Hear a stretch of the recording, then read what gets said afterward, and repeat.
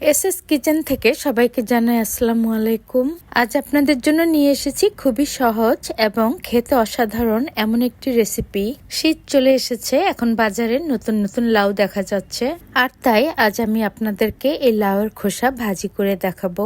আপনারা অনেকেই হয়তো লাউয়ের খোসা ভাজি করে খেয়ে থাকেন, কিন্তু আমার রেসিপিটি ফলো করে এভাবে একবার খাবেন, তাহলে বারবার খেতে চাইবেন। তাহলে চলুন এবার শুরু করি। সবার আগে আমার এই ভাজিটি করার জন্য প্রয়োজন একটি লাউ। এবার এই লাউয়ের খোসাগুলো ছাড়িয়ে নেওয়ার জন্য আমি নিয়ে নিলাম একটি পিলার। আপনারা চাইলে পিলারের পরিবর্তে ছুরি দিয়েও লাউয়ের খোসাটা ছাড়িয়ে নিতে পারেন।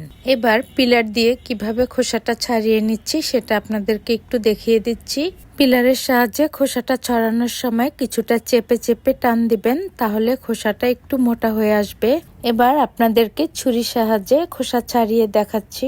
আমি ছুরিতে তেমন একটা এক্সপার্ট নই, আপনাদের যার যেভাবে পছন্দ সেভাবেই খোসাটা ছাড়িয়ে নেবেন। আমিও সম্পূর্ণ লাউয়ের খোসাটা ছাড়িয়ে নিলাম। এবার ছুরি দিয়ে ছাড়ানো খোসাগুলো আপনাদেরকে একটু দেখিয়ে দিচ্ছি। এবার এই লাউয়ের খোসাগুলো আমি যেভাবে কাটি আপনাদেরকে সেটা দেখিয়ে দিচ্ছি। দেখুন, একটি একটি করে লাউয়ের খোসাগুলো আমি একসাথে করে নিলাম। এরপর ছুরি দিয়ে যতটা সম্ভব চিকন চিকন করে কেটে নিলাম। এই কাজটি আপনারা চাইলে বটি দিয়েও করতে পারেন। একইভাবে আমি সবগুলো লাউয়ের খোসা কেটে নিলাম।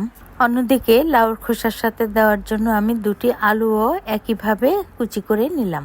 এবার আলু এবং লাউর খোসা কুচিগুলো একসাথে মিলিয়ে নিলাম। এখানে আলুর পরিমাণটা হবে লাউর খোসার পরিমাণের চেয়ে অর্ধেক, অর্থাৎ লাউর খোসা কুচি যদি হয় 1 কাপ, আলু কুচি হবে হাফ কাপ।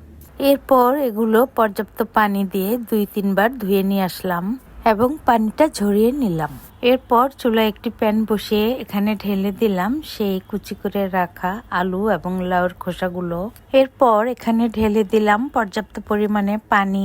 এবার ঢেকে চুলাটা ধরিয়ে দিলাম বলক আসা পর্যন্ত। বলক চলে এসেছে, এবার ঢাকনাটা খুলে দিলাম। এখন আর ঢাকতে হবে না, এভাবেই কিছুক্ষণ অপেক্ষা করব খোসাটা সিদ্ধ হয়ে আসা পর্যন্ত। সিদ্ধ হয়ে গিয়েছে, এবার চুলাটা বন্ধ করে দিলাম। এবার আপনাদেরকে একটু কাছ থেকে দেখিয়ে দিচ্ছি। দেখুন, লাউটা যদি কচি হয় তাহলে এভাবে সিদ্ধ করে নেওয়ার প্রয়োজন নেই। এরপর পানিটা ঝরিয়ে নেওয়ার জন্য একটি চালুনিতে এগুলো ঢেলে দিলাম। অন্যদিকে আমি 2-3টি পেঁয়াজ কুচি করে নিলাম, 4টির মতো কাঁচামরিচ ফালি করে নিলাম, 3-4 কোয়া রসুন কুচি করে নিলাম এবং 2 টেবিল চামচ পরিমাণ ধনেপাতা কুচি করে নিলাম। এবার ভাজিটি করার জন্য চুলায় একটি প্যান বসিয়ে দিলাম এবং এখানে দিয়ে দিলাম 2 টেবিল চামচ পরিমাণ সয়াবিন তেল। তেলটা সামান্য গরম হওয়ার পর এখানে দিয়ে দিলাম সবার আগে রসুন কুচি। নেড়ে চেড়ে রসুন কুচিটা কিছুক্ষণ ভেজে এরপর এখানে দিয়ে দিলাম পেঁয়াজ কুচি। এবার পেঁয়াজ এবং রসুন কুচিটা গোল্ডেন কালার হওয়া পর্যন্ত ভাজতে থাকবো।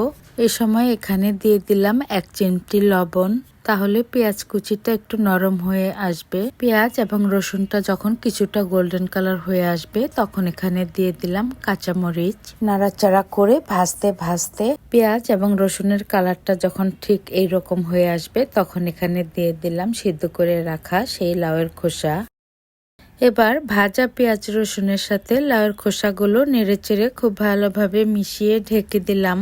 কিছুক্ষণ পর ঢাকনা খুলে আবারও নাড়াচাড়া করে আবারও ঢেকে দিলাম। এভাবে 2-3 বার করার পর দেখতে পাবো ভাজিটা ভাজা ভাজা হয়ে গিয়েছে। আমি কিন্তু এখানে আন্দাজ মতো লবণ দিয়েছিলাম, সেটা স্কিপ হয়ে গিয়েছে। আপনারা অবশ্যই আন্দাজ মতো লবণটা দিয়ে নেবেন। সবশেষে এখানে দিয়ে দিলাম ধনেপাতা কুচি। আপনারা অবশ্যই এই ভাজিতে এভাবে ধনেপাতা কুচিটা দেওয়ার চেষ্টা করবেন, নয়তো এই ভাজির আসল মজাটাই পাবেন না। এবার নাড়াচাড়া করে ধনেপাতা কুচিটা লাউর খোসা ভাজির সাথে মিশিয়ে নিলাম। লাউর খোসা ভাজিটা একদম রেডি। আশা করি আপনাদের ভালো লেগেছে। আর ভালো লাগলে আমার রেসিপিটি ফলো করে এভাবে একবার রান্না করে গরম ভাতের সাথে খেয়ে দেখবেন। আশা করি একবার খেলে আবারও খেতে চাইবেন।